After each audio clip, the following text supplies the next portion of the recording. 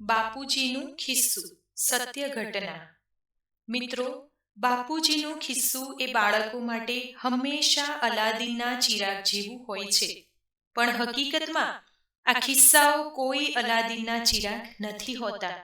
એની માટે એ બાપે પોતાની જાતને કેટલી ઘસી છે એ પોતે જ જાણે છે. સાંજે ઘરમાં પગ મૂકતા જ નયનની નજર રૂમની સામેની દિવાલે ટીંગાયેલા જબ્બા પર પડી. પોતે છેલ્લા કેટલાક દિવસથી ટેન્શનમાં હતો. છેવટે પત્નીના કહેવાથી બાપુજીના કાને વાત નાખી જ દીધી. બાપુજીએ તો જવાબમાં માત્ર એટલું જ કહેલું કે તું કાલે સાંજે જબ્બાના ખિસ્સામાં જોઈ લેજે. નયન તેના પપ્પાને બાપુજી કહેતો. વર્ષો સુધી ગામડે રહેલા એટલે ત્યાં પપ્પા શબ્દની ફેશન આવી નહોતી. તે સમયથી જ બાપુજી શબ્દ નયનની જીભમાં અને મનમાં પણ આજ દિવસ સુધી ગોઠવાઈ ગયો હતો. મિત્રો, આજના આ વિડીયોમાં આપણે એક ખૂબ જ સરસ સત્ય ઘટના સાંભળવાના છીએ. તમે હજુ સુધી વિડીયોને લાઈક ના કર્યો હોય તો કરી લેજો અને ચેનલને સબસ્ક્રાઇબ જરૂરથી કરજો, જેથી નવા આવનારા વિડીયો આપને મળતા રહે. કોમેન્ટમાં જય શ્રી કૃષ્ણ અવશ્ય લખજો. ઘણા વર્ષો પછી બાપુજીના જબ્બાનું એ લદાયેલું ખિસ્સું જોઈ ખુશી થઈ. તેમાં દેખાતી નોટોની ઘડીઓના ઉભારથી મનનો ભાર હળવો થયો. જો કે નયને આજે તે આખા જબ્બાને ઝીણવટથી જોયો. કેટલી જૂની પુરાણી સ્ટાઇલ! ગામડે રહેતા ત્યારે તો તે ઠેકાણેથી ફાટેલો રહેતો. ઘસાઈને સાવ તરડાઈ ગયેલા કોલર રહેતા. કેટલીય જગ્યાએ ચાના કે માટીના ક્યારેય ન નીકળી શકે તેવા ડાઘા રહેતા. બાંય તો એવી કે જાણે એક દોરો તોડો તો બીજા કેટલાય દોરા ડોકાચિયા મારી બહાર આવતા હોય. અને મારી બા આ ડોકાચિયા કાઢતા દોરાને ગળેથી બાંધી બેસાડી દેવામાં પાવરતા હતા. નાનપણથી જ મને આ જબ્બાનું ખિસ્સું વાલું હતું. બાપુજી જ્યારે પણ ખેતરેથી આવતા તો તે ખિસ્સામાં કંઈક ને કંઈક ભરીને લાવતા. બાપુજીના ખિસ્સામાં વીણેલા બોર કે પેલા ખાટા ખાટા કાતરા, ખેતરનો પોંખ, જીતેલા કે ગુંદા જેવી કેટલી વસ્તુઓ આવતી. અને ઘરમાં ઢગલો કરી કહેતા, નયન ખાઈ લે. ને હું ઝાપટી પણ જતો. હું નહોતો પૂછતો કે બાપુજી તમારે ખાવું છે? મને એમ જ હતું કે તેમને તો ખેતરમાં જ ખાઈ લીધું હશે ને, પછી જ મારા માટે લાવ્યા હશે. નયનની નજર જબ્બાના વજનથી લબડી રહેલા ખિસ્સા તરફ સ્થિર થઈ. નાનો હતો ત્યારે આ રીતે વસ્તુથી લદાયેલું ખિસ્સું જોતો તો તેમની પાછળ પાછળ દોડતો. તે ખિસ્સા સુધી પહોંચવાનું મન થઈ જતું. બાપુજી તેમાંથી ક્યારેક ચોકલેટ કે બિસ્કિટ કાઢતા તો લાગતું કે આ ખિસ્સું અલાદીન કા ચિરાગ જેવું છે, કેમ કે તેમાંથી મારી મનપસંદ વસ્તુઓ જ નીકળતી. મારે જે ખાવું હોય તેની જીદ કરું કે ક્યારેક ખૂણામાં બેસીને ખોટું ખોટું રડી લઉં તો સાંજે તે જાદુઈ ચિરાગમાંથી મારી મનગમતી વસ્તુ મળી જતી અને હું એકલો બેસીને ખાઈ જતો. ક્યારે બા બાપુજી તમને આ વસ્તુ ભાવે છે તે પૂછવાની આદત જ નહોતી. નાનો અને અણસમજો હતો ત્યારે તે જબ્બાના ખિસ્સા સુધી કૂદકો મારીને મને પહોંચવાનું ઘણું મન થતું. ઘણીવાર રાતે સપનું આવતું કે હું તે જબ્બાના ખિસ્સામાં પહોંચી ગયો અને મને મનભાવતી જલેબી, ચોકલેટ, પેલા બુઢ્ઢીના બાલ બધું જ અંદર દેખાતું. મારી નાની નાની આંગળીઓ ત્યાં સુધી પહોંચી એવડી થયેલી ત્યારે કેટલી વાર લટકી પડતો. અરે, એકવાર તો તે ખિસ્સું ફાડી પણ નાખેલું. ત્યારે મારી સમજણ પણ કેટલી! મને તો એમ જ કે એ ખિસ્સું એટલે હું માંગું તે તમામ વસ્તુઓ લાવી આપે તેવી જગ્યા. સહેજ મોટો થયો એટલે મારા બાપુજીના ખિસ્સાનું માપ તો એ જ હતું, પણ મારી માંગ વધવા લાગેલી. હવે તેમના હાથે વીણેલા બોર કે કાતરા મને લલચાવતા નહોતા. મને તેમાંથી ખનખનતા પૈસાનો અવાજ ગમતો. એ પાવલી, આઠાના કે રૂપિયો મળતા કે તરત જ હું વાપરી નાખતો. એકવાર તો મેં તેમના ખિસ્સામાંથી 10 રૂપિયાની નોટ કાઢી લીધેલી અને મેળામાં ફરી આવ્યો હતો. બાપુજીના ખિસ્સાની અને મારી સફર એકધારી ચાલતી જ રહી. હું દુઃખી થઉં તો તેમાંથી ખુશીઓ મળતી, અને હું જીદ કરું તો પણ તેમાંથી મનગમતી વસ્તુ મળતી. મારા દીકરા કાર્તિકને આવી ખિસ્સાની મજા માણવા જ ક્યાં મળી હતી.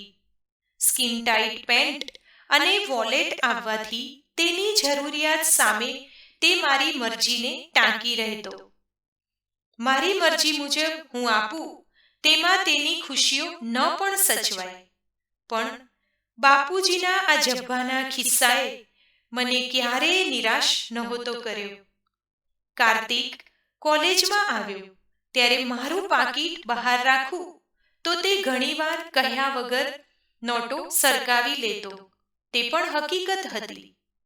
હું કારણ પૂછું તો પાછળથી કહી દેતો કે આજે ફ્રેન્ડ્સ સાથે પાર્ટી હતી, પેલું પિક્ચર જોવા ગયો હતો, કે કોઈ સ્ટાઇલિસ્ટ કપડાં લેવા હતા, વગેરે વગેરે. પણ મારે તે પૈસાની જરૂર હતી. હું ક્યારેક તેને લડતો તો તે સૂન-મૂન બનીને ચાલ્યો જતો. કોઈક વાર ગુસ્સે થઈને લડું તો બાપુજી તેનો પક્ષ લઈને કહેતા કે તું નાનો હતો ત્યારે મારી પાસેથી પૈસા લઈ લેતો, ત્યારે તું ક્યાં પૂછતો હતો કે તમારે પૈસાની જરૂર છે? નયનને સમજાઈ ગયું હતું કે તે જમાનામાં ભલે રૂપિયો નાનો હતો, પણ જરૂરિયાત તો સરખી જ હતી, અને પિતાજી તરીકે પોતાનું ખિસ્સું ભરેલું રાખવું ખૂબ જરૂરી છે.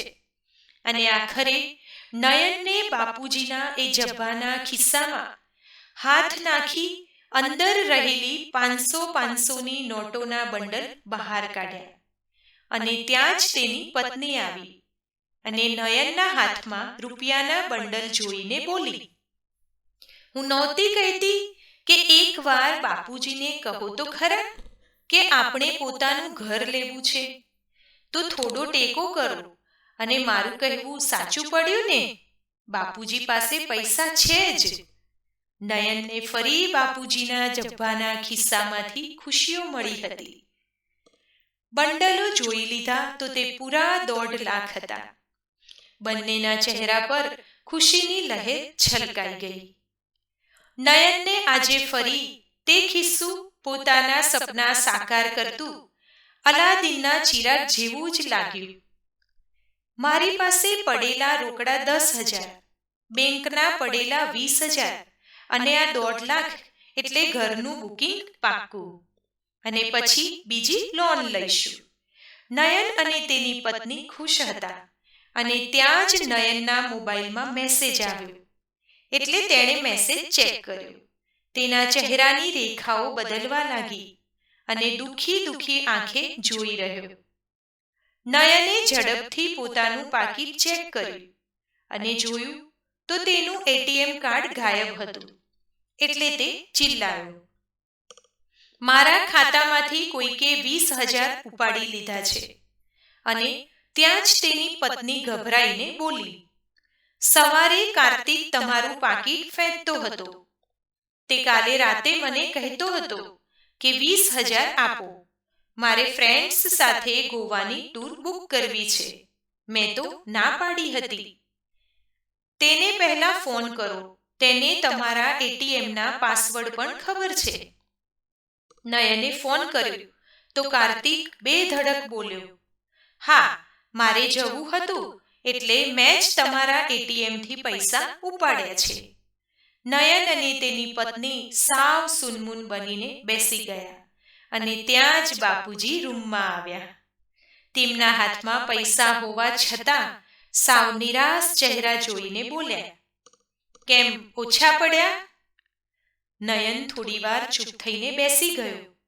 તે સમજી ગયો હતો કે પોતાના ખિસ્સામાંથી આમ અચાનક પૈસા ઓછા થાય તો કેટલા સપના ચકનાચૂર થાય છે. કાર્તિકે પોતાની ખુશી માટે આજે પપ્પાની બેંકનું ખિસ્સું ખાલી કર્યું હતું. નયને થોડીવાર વિચાર કર્યો અને બાપુજીને સામે બેસાડીને કહ્યું, બાપુજી, મારે તમને કંઈક પૂછવું છે. હા બોલ ને, બાપુજીએ સહજતાથી કહ્યું. બાપુજી, જ્યારે હું નાનો હતો ત્યારે તમે જે ખિસ્સામાં ભરીને લાવતા તે તમે પહેલા ખાઈને લાવતા? નયને બહુ જૂની વાત યાદ કરીને કહ્યું. એવું ક્યારે હોતું હશે? અમને તો એમ થતું કે તું તારી નાની નાની આંગળીઓથી અમને ખવડાવીશ, પણ તું તો એકલો ખાઈ જતો. બાપુજીએ આજે વર્ષો પછી સ્પષ્ટતા કરી. બાપુજી, હું ક્યારેય તમારા જબ્બાના ખિસ્સામાંથી તમને પૂછ્યા વિના પૈસા લઈ લેતો તેનું તમને દુઃખ થતું? નયને ફરી બીજો પ્રશ્ન કર્યો. બાપુજીએ તેની આંખોમાં જોયું અને કહ્યું, હા થતું, પણ બાપ બનવું એટલે ખિસ્સું ભારે અને મન હળવું રાખવું પડે તે અમે જાણતા હતા. ક્યારેક અમારી જરૂરિયાતની જમા પૂંજીને પણ તારા આનંદ માટે તને આપી દેતા. તને યાદ છે, તે એકવાર 10 રૂપિયા લઈ લીધેલા અને મેળામાં ખર્ચી નાખેલા. તે પૈસા તારી બાની દવા માટે ભેગા કરેલા હતા, પણ તારી બાએ તારી ખુશીઓ માટે તે દવા વગર કેટલાય દિવસ દર્દ વેઠ્યું હતું. આ સાંભળી નયનની બંને આંખો વહેવા લાગી. ડૂમો ભરાઈ ગયો હોવા છતાં તે બોલ્યો, બાપુજી, આ પૈસા તમે ક્યાંથી લાવ્યા? જો કે બાપુજીએ હળવાશથી કહ્યું, એ તો ગામનું આપણું ખેતર હવે ક્યાં કામનું છે, તેનો સોદો પાક્કો કરી દીધો છે. નયન એકદમ ઊભો થયો અને તે બંડલો ફરી બાપુજીના જબ્બાના ખિસ્સામાં મૂક્યા અને બોલ્યો, બાપુજી, હવે સમજાયું કે પપ્પા બની ખિસ્સું હર્યું ભર્યું રાખવા કેટલી મહેનત અને પોતાની જરૂરિયાતો સામે સમાધાન કરવું પડતું હોય છે. નાનો હતો ત્યારે એમ જ સમજતો કે આ જ અલાદીનનો ચિરાગ છે, તેમાં જે માંગું તે મળે છે. પણ કાર્તિકે મને પૂછ્યા વગર પૈસા ઉપાડ્યા ત્યારે ખ્યાલ આવ્યો કે બાળકોની ખુશીઓ માટે પપ્પા તરીકે કેટલું બલિદાન આપવું પડે છે. બાળકો તો એટીએમ કાર્ડને પોતાની મરજીનું કાર્ડ સમજીને ભલે ઘસતા રહે, પણ તેની સામે પપ્પાની જિંદગી ઘસાઈ જતી હોય છે. જૂનું પુરાણું જબ્બાનું એક ખિસ્સું હોય કે હાલનું એટીએમ કાર્ડ, દીકરાની ખુશીઓ માટે તેને ભરેલું જ રાખવું પડે છે. પહેલા તો જબ્બાના ખિસ્સાને કોઈ પાસવર્ડ પણ નહોતા, એટલે હું માનતો ત્યારે મારી મરજી મુજબ ખુલી જાય. પણ હવે પાસવર્ડ રાખીએ તોય તેને ખુલ્લું જ રાખવું પડે છે. બાપુજી, મેં તમારા ખિસ્સાને બહુ ભાર આપ્યો છે. તમારી જમીનનો સોદો કેન્સલ કરાવી દેજો અને મારે હવે તમારા ખિસ્સાને વધુ ભાર નથી આપવો. નયનની વાત ચાલુ હતી ત્યારે કાર્તિક ઘરમાં પ્રવેશી ચૂક્યો હતો. તેણે પપ્પાની વાત સાંભળી અને પોતે ઉપાડેલા રૂપિયા પપ્પાના હાથમાં મૂકતા કહ્યું, પપ્પા, જ્યારે દાદાને પૈસાની જરૂર છે તે વાત કરી ત્યારથી તેઓ ખૂબ ટેન્શનમાં હતા. તેઓ મને જ ગામડે લઈને ગયા હતા. તેઓ તેમની જમીન વેચતા રડી પડ્યા હતા. મારે તમને કહેવું હતું કે તમે દાદાજીના ખિસ્સાને બહુ ભાર ન આપો, એટલે જ મેં તમારા પૈસા તમારી મરજી વિરુદ્ધ ઉપાડ્યા. અને સાચું કહું તો તે દિવસે મને પણ સમજાઈ ગયું હતું કે પપ્પાના ખિસ્સામાં માત્ર દીકરાઓની જરૂરિયાતો જ નહીં, તેમના ખુદના સપનાઓ પણ હોય છે. કાર્તિકની આવી વાત સાંભળી દાદાએ તેને ગળે લગાવી દીધો. તો મિત્રો, હું આશા રાખું કે આજની આ હૃદયસ્પર્શી વાર્તા તમને ખરેખર ગમી હશે. મિત્રો, બાપ બનવું એ જરાય સહેલું નથી. જે વ્યક્તિ એ કિરદાર અસલી જીવનમાં નિભાવે છે તે જ જાણે છે કે બાપ બનવું એ કેટલું અઘરું છે. અને એ જબ્બાના ખિસ્સાઓ કોઈ અલાદીનના ચિરાગ નથી હોતા. એમાંથી એ જાદુઈ વસ્તુઓ નીકાળવા માટે પિતા પોતાની જાતને સ્વયંને ઘસી નાખે છે અને પોતાના સપનાઓને તો સાઈડમાં જ મૂકી દે છે અને બાળકોના સપનાઓ પૂરા કરવા માટે દોટ મૂકે છે. મિત્રો, વિડીયો પસંદ આવ્યો હોય તો લાઈક કરજો, તમારા મિત્રો સાથે શેર કરજો, ચેનલને સબસ્ક્રાઇબ કરજો અને કોમેન્ટમાં જય શ્રી કૃષ્ણ અવશ્ય લખજો. ધન્યવાદ.